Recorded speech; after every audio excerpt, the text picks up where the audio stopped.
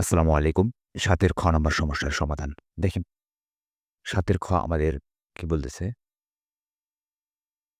এখানে দেওয়া আছে ax coy, a square c square is equal two 0 ay cx হলে x, y এর মান নির্ণয় করো।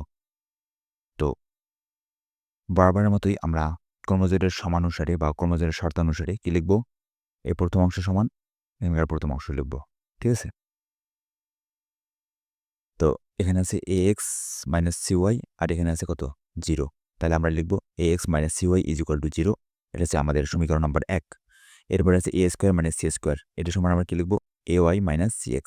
তো এটাই লিখলাম যে a স্কয়ার c স্কয়ার সমান ay cx। এটা হচ্ছে আমাদের সমীকরণ নাম্বার ২। ঠিক আছে?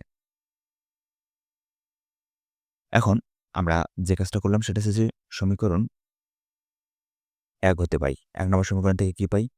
এই যে এটা হচ্ছে ১ নম্বর সমীকরণ। এখান থেকে আমরা মূলত x এর মানটা বের করে নেব। ঠিক আছে? তো কি করব?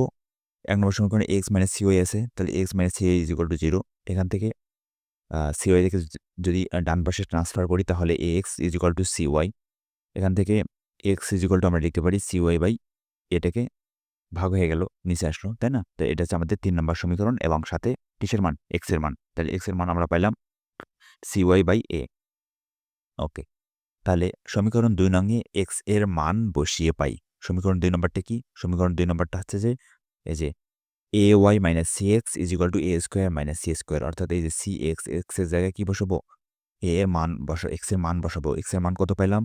x এর মান পেলাম cy বাই a। তাহলে এখানে বসাই দেন। তাহলে ay c x এর জায়গায় cy by a is equal to a square c square. Okay? এখন ay c আর এখানে c গুণ করেছে c স্কয়ার সাথে y। তাহলে c স্কয়ার y বাই আছে a is equal to a square c square. নিচে a আছে, লসাগু করি। তাহলে লসাগু a। তাহলে আচ্ছা, লসাগুটা দেখেন এখানে ay টা উপরে আছে। এর নিচে কিছু নাই, মানে 1 আছে। তাহলে 1 আর a নিচে, তাহলে লসাগু a ই হবে। a দ্বারা যদি 1 দ্বারা যদি এই a কে ভাগ করি, ভাগফল 1, সরি 1 না a। a আর এই a গুণ করলে a স্কয়ার সাথে y আছে y। Minus, minus hier immer ele Schizophrenie Uppziehen তো এখানে c স্কয়ার y পাইলাম ইজ ইকুয়াল টু এইদিকে যা ছিল তাই আছে। এখন কি করলাম? দেখেন এই যে এইদিকে এখানে y আছে, এখানে y আছে। তো y টা কমন নিলাম। কমন নিলে এখানে থাকতেছে a স্কয়ার মাইনাস এখানে c স্কয়ার। ঠিক আছে? আর নিচে y, a থাকতেছে a ইজ ইকুয়াল টু এদিকে যা ছিল তাই আছে। এখন এই যে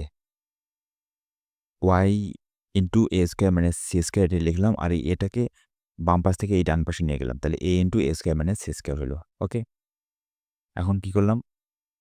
যে এখন উভয় পক্ষকে a স্কয়ার c স্কয়ার দ্বারা ভাগ করে পাই। এই যে এখানে দুই পাশেই a স্কয়ার c স্কয়ার আছে, তাই না? তো দুই পাশে যেহেতু a স্কয়ার c স্কয়ার আছে, উভয় পক্ষকে a স্কয়ার c স্কয়ার দ্বারা ভাগ করে দিলাম। ভাগ করে দিলে হলো কি? এটা কাটা গেল। তাহলে থাকলো শুধু কি? y is equal to a। ঠিক আছে? তার মানে y এর মান আমরা কি পেলাম? a পাইলাম। এখন সমীকরণ ৩ নং এ y এর মান বসিয়ে পাই। ৩ নম্বর সমীকরণে আমরা y এর মান বসাই। তাহলে ৩ নম্বর সমীকরণে কি দেওয়া আছে? ৩ নম্বর সমীকরণে দেওয়া আছে x is equal to cy by a। ঠিক আছে? তাহলে x is equal to cy by a। তাহলে x is equal to cy। y এর মান কত পাইছি? a পাইছি। তাহলে y এর জায়গায় a লিখলাম আর নিচে a আছে। ঠিক আছে? তাহলে আর a কাটা গেল। তাহলে কি থাকলো? থাকলো হচ্ছে যে x is equal two c। ঠিক আছে? তাহলে নির্ণেয় মান x, y is equal two c, a। যেহেতু x এর মান পাইলাম c আর y এর মান পাইলাম a, এজন্য c, a। ঠিক আছে? প্রথমটা হচ্ছে x এর মান আর দ্বিতীয়টা হচ্ছে y এর মান। তো এই ছিল